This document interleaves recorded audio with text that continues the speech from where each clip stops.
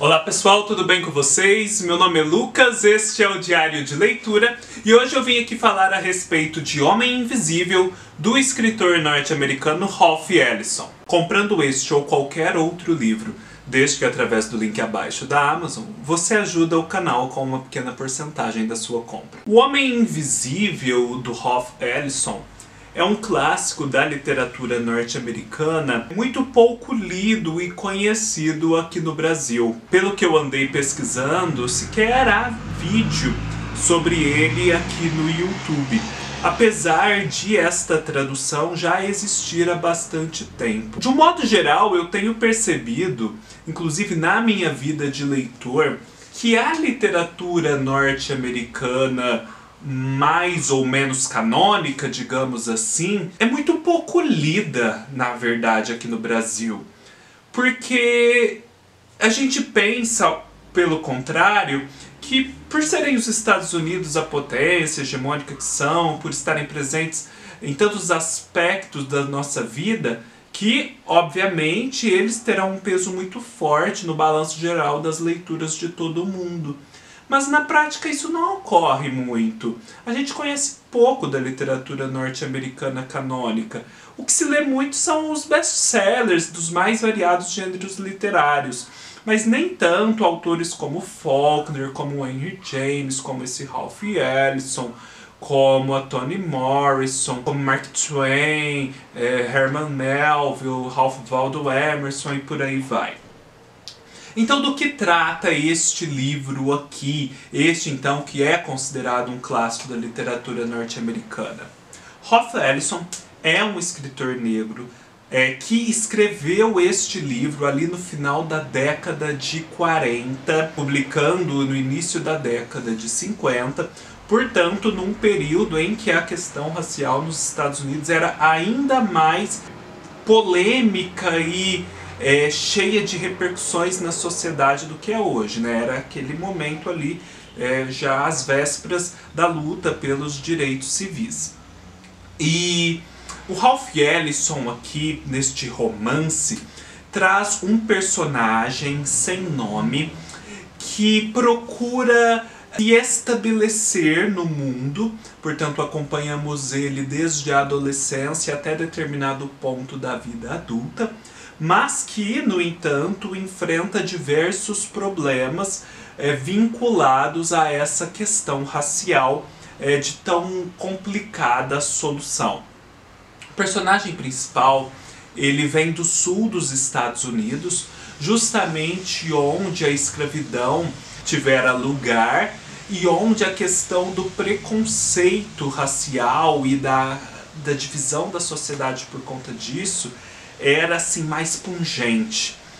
Ele é um moço muito bem educado, com muita ambição, que se dá muito bem na escola e que vive sob uma orientação que o seu avô lhe dera, o seu avô já falecido, de que ele deveria, frente aos homens brancos, dizer sim, sim, sim, sim, o tempo todo, até o ponto em que os homens brancos assim tivessem a mente explodida, ou seja, suas concepções totalmente erodidas por conta dessa aquiescência tão persistente.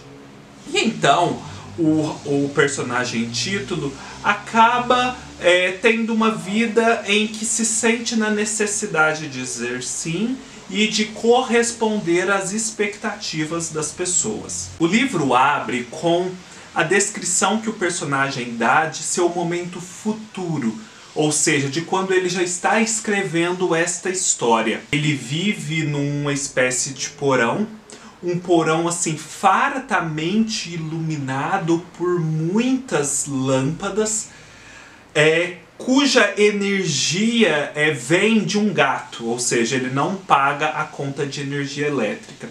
E o personagem título, quando faz a descrição disso, faz de maneira assim, muito irônica, já demonstrando que nesse momento em que ele escreve a história, ele tinha uma postura muito mais sinuosa e menos passiva diante da conjuntura racial norte-americana e de sua própria existência.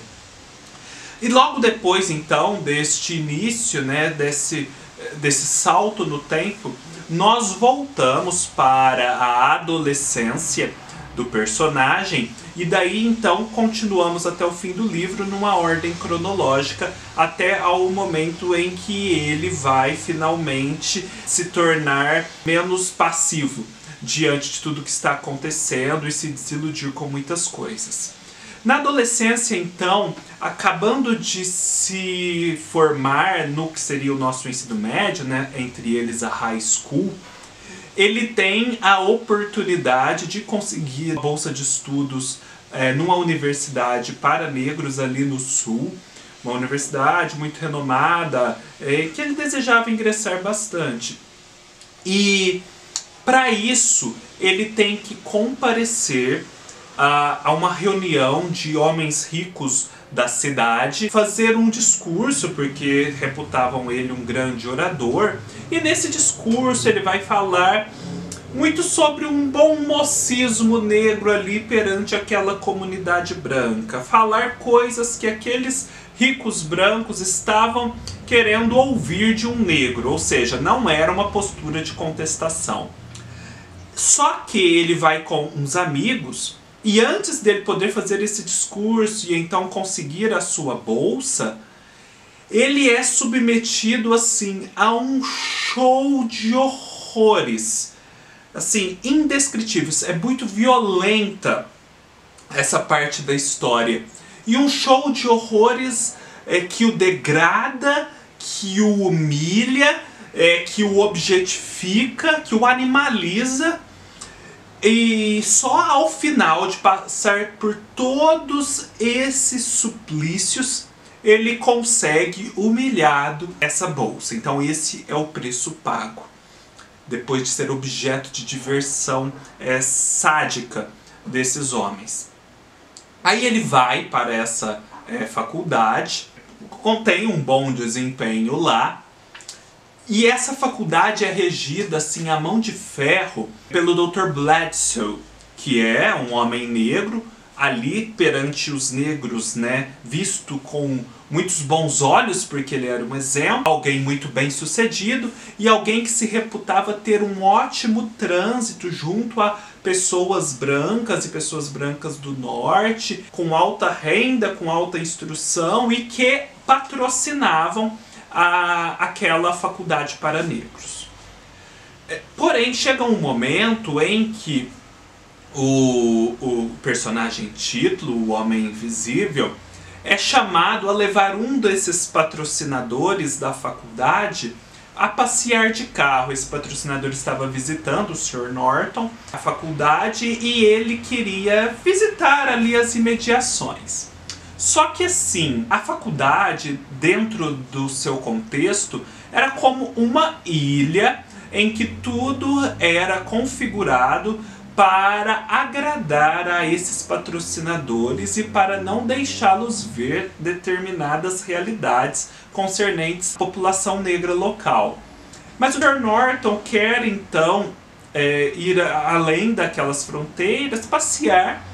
O personagem título é obrigado a ciceroneá-lo, então, e eles acabam chegando ali numa casa de uma família negra em que houve um escândalo de um pai que estuprara a filha e a filha estava grávida. Aquele lado, né, da comunidade, o pessoal da faculdade, principalmente o Dr. Bledsoe, não queria de modo algum que fosse conhecido. Havia como que uma consciência, sim, de que a comunidade negra deveria ser perfeita em todos os aspectos e que, de outro modo, os brancos não se agradariam dela e, portanto, a rejeitariam. Então havia um padrão de moralidade a ser seguido, sem o qual eles não poderiam ser apreciados pela sociedade branca. Então esse Sr. Norton se interessa por essa situação. a princípio, obviamente, fica muito revoltado com aquele homem, com aquela atrocidade, desce do carro, né, contra a vontade do personagem título, e vai lá conversar com ele, meio que para tirar satisfação. Só que esse homem que tinha estuprado a filha tem muita lábia e começa então a falar com o Sr. Norton. E com isso a expor muito da realidade daquela comunidade também. E o Sr. Norton assim, fica tão estupefato com tudo aquilo é tão novo para ele, né? Muda tanto a visão que ele tinha da realidade dos negros, que ele passa mal. Nem briga muito com o homem, na verdade até o ajuda, e vai embora passando mal e pede para o personagem título que estava dirigindo que lhe forneça um uísque, porque ele precisava tomar aquilo para se recobrar. Só que assim, não há onde buscar o uísque ali, naquela situação, a não ser num prostíbulo. E num prostíbulo frequentado pela comunidade local, e onde, daquele momento específico, os que frequentavam ali eram internados num manicômio próximo. Então assim, o Sr. Norton é levado para dentro desse prostíbulo com esses loucos que talvez não sejam tão loucos, e tem mais outras conversas reveladoras sobre a condição do negro.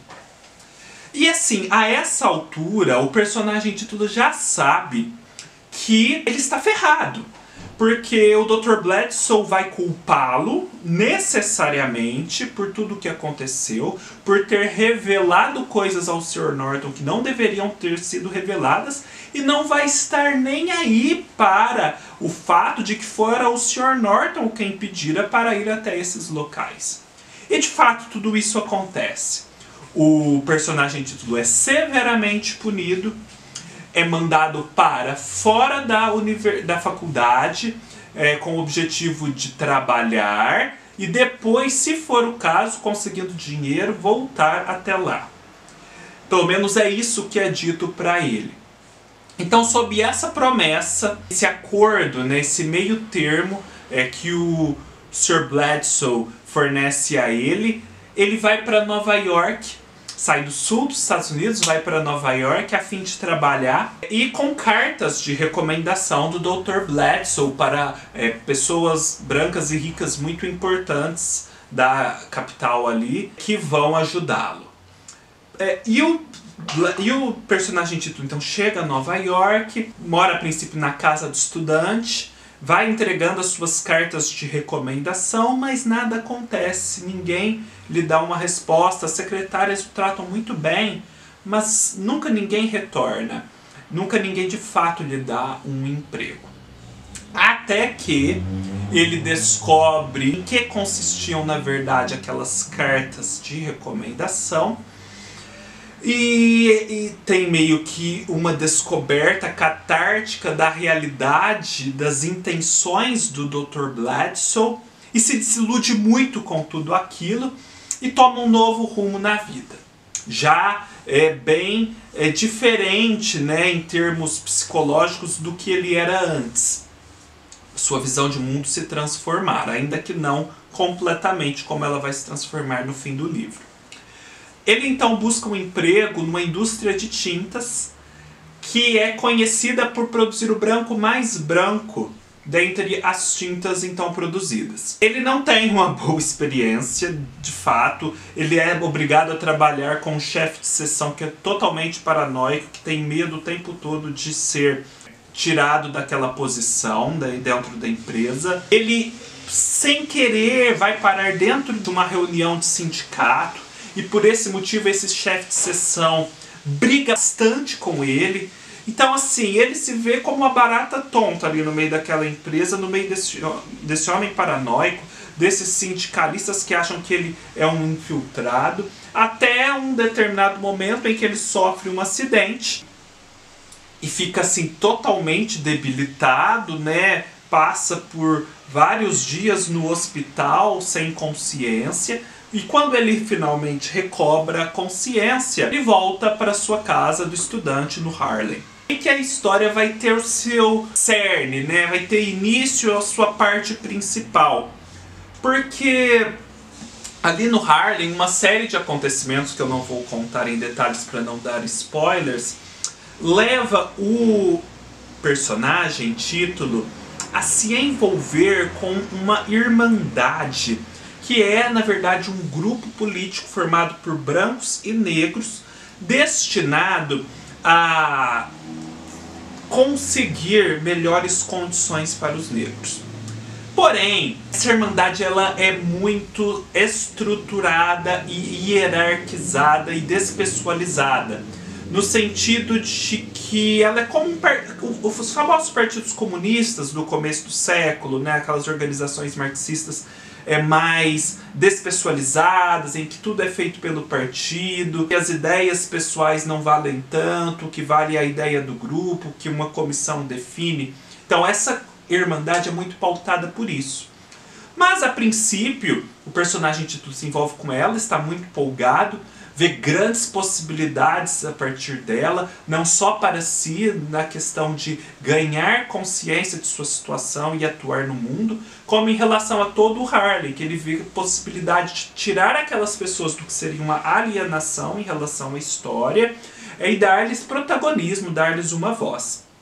Concorrendo com a Irmandade, há grupos nacionalistas, digamos assim, representados por um sujeito chamado Ras, o Exortador, que são grupos que não pensam que pode haver uma certa harmonia entre negros e brancos, mas que para os negros ali do Harlem se afirmarem, eles têm que romperem completamente com a sociedade branca, num gesto assim que em última instância os levaria a uma independência, né, a um autogoverno de negros para negros e somente isso, sem qualquer integração com a sociedade ao redor. Eles não viam isso como possível. Portanto, qualquer aproximação com os brancos, o que acontecia na Irmandade, era vista como um gesto de traição, né? Então o Harlem está dividido entre o Ras, o Exortador, os membros da Irmandade, que tem essa postura mais ou menos conciliatória, e as pessoas assim que não estão envolvidas nem com um nem com o outro, que talvez sejam o grosso da população. E aí os percalços do personagem título junto à Irmandade até o desfecho final são principalmente percalços que o levarão a um grande desenvolvimento pessoal, a uma autodescoberta. Pois desde lá da exortação do avô dele, de que ele deveria falar sim a tudo, passando pela decepção com o Dr. Bledsoe na faculdade, até seu envolvimento com a Irmandade, o que está em pauta sempre é a percepção dele como indivíduo da realidade das coisas, os problemas raciais existentes, e o quanto, às vezes, para enfrentar aqueles problemas raciais, são tomadas atitudes em que a percepção pessoal é totalmente anulada e, de certo modo, os negros acabam sendo instrumentalizados. A coisa é feita meio que de cima para baixo. Então ele vai se sentindo cada vez mais sufocado até o momento em que ele deve ganhar consciência da sua própria vontade, da sua própria autonomia e dessa instrumentalização. E ao mesmo tempo que ele ganha essa consciência, ele o faz num momento em que o Harlem está ganhando essa consciência coletivamente, porque está tendo ali um motim, uma revolta daquela população, tudo vira um caos. Só que ele também percebe que esse caos foi permitido pela Irmandade de modo a que fosse instrumentalizado depois em benefício dos seus próprios objetivos. Então, assim, ao mesmo tempo que o Harlem parece estar ganhando consciência e autonomia, ele está sendo instrumentalizado. Então, este livro é assim, ele é principalmente essa saga desse personagem. Ele, sob certo aspecto, pode ser considerado um romance de formação. Esse ganho de consciência da complexidade dessa questão racial em que, às vezes, para vencê-la, né, para defender os interesses dos negros frente aos brancos, acaba sendo anulada a individualidade dos negros e, principalmente, a diversidade dentro da comunidade negra. E aqui agora eu recobro um pouco do que eu li no Antônio Risério, num livro que inclusive tem vídeo aqui no canal, que é a Utopia Brasileira e os Movimentos Negros, que nos Estados Unidos os negros foram sempre muito levados a ter atitudes puritanas, por conta da sociedade em geral ser puritana. Então, assim, havia sempre um padrão de moralidade puritano a ser atingido, sem o qual aqueles negros e aquelas comunidades negras não poderiam deter legitimidade perante as outras comunidades do país. Então, assim, a régua da moralidade sempre foi muito usada, de modo que qualquer negro que saísse dela era severamente rejeitado e punido pelos seus pares. E isso aqui acontece no livro, num momento muito representativo, muito simbólico, e que faz, assim, o personagem Tito ganhar ainda mais consciência dessa problemática que eu já vinha mencionando a vocês. Porque seu colega até era membro da Irmandade, em determinado momento é visto vendendo bonecos que eram considerados obscenos. Eu não entendi muito bem, eu dei uma pesquisada, mas mesmo assim não entendi. Chamavam-se Sambo Dolls. Não eram assim bonecos obscenos por si só, não tinha uma representação obscena. Mas naquele contexto ali eles eram considerados altamente inapropriados, porque, se vistos pelos brancos, desmereceriam os negros. Por isso, esse colega, apesar de passar por uma situação extrema, digna de compaixão e de luto, a Irmandade o rejeita, porque ele tinha saído fora da linha dessa moralidade que deveria ser seguida. Então, se ele saiu fora da linha, ele não merece condolências. Então, essa brutalidade de rejeição por conta de não estar dentro da régua da moralidade puritana choca bastante o personagem Tito e o leva a uma transformação. Este livro aqui, pessoal, ele é precedido por um prefácio, né, do autor, que fora feito, uma introdução, na verdade, que fora feito por ocasião do 30º aniversário de publicação, em que o autor esclarece muito bem suas intenções com este livro, um pouco das suas concepções sobre o problema do negro nos Estados Unidos e sobre suas concepções sobre a literatura de uma forma geral. Um ensaio, né, podemos dizer assim, extremamente elucidativo. E ele destaca aqui que o que ele pretendia fazer é retratar justamente essa questão psicológica do negro, pois ele sentia que até então os romances que retratavam a questão do negro nos Estados Unidos eram muito sociais, ou seja, davam um panorama da sociedade, mas assim não se colocavam dentro da psicologia dos que estavam vivendo aquilo. E então aqui ele vai ter um personagem assim, muito articulado, tem uma vida interior, né, umas reflexões muito profundas, e por conta disso a gente vai se aprofundando nos efeitos que essa conjuntura e as tentativas de alterá-la vão produzindo no indivíduo, que se vê à mercê dessas forças, tanto contrárias quanto que parecem querer lhe ajudar, mas nem sempre o ajudam, pois ao tentar ajudá-lo, acabam por objetificá-lo. Então, assim, é um grande romance de formação de um jovem negro nesse momento tão delicado da história dos Estados Unidos. É muito bom o livro. Às vezes eu considerei um pouco prolixo, principalmente na parte final. Apesar de ter esse aspecto psicológico muito forte, é um livro cheio de acontecimentos, não é um livro paradão de jeito nenhum. Mas ali na parte final eu senti que os acontecimentos foram um pouco esticados além da conta. E o livro poderia ter, sei lá, umas 70 páginas a menos. mas eu gostei bastante, sugiro fortemente que vocês o leiam. Um clássico aí da literatura norte-americana que é muito atual, pois, como o próprio autor propõe, essa condição do personagem, né, essa invisibilidade a que ele é relegado tanto pelo preconceito quanto depois pelas tentativas de emancipação que o objetificam, é uma condição que ainda está presente no momento atual, não só para os negros, como também para várias outras condições de vida que possamos enfrentar. Muitas vezes nos vemos como homens invisíveis, né, ao sabor das contingências históricas, e mesmo quando tentamos vencer essas contingências históricas, é a partir de instrumentos que acabam por nos objetificar. Então é uma reflexão muito atual por isso.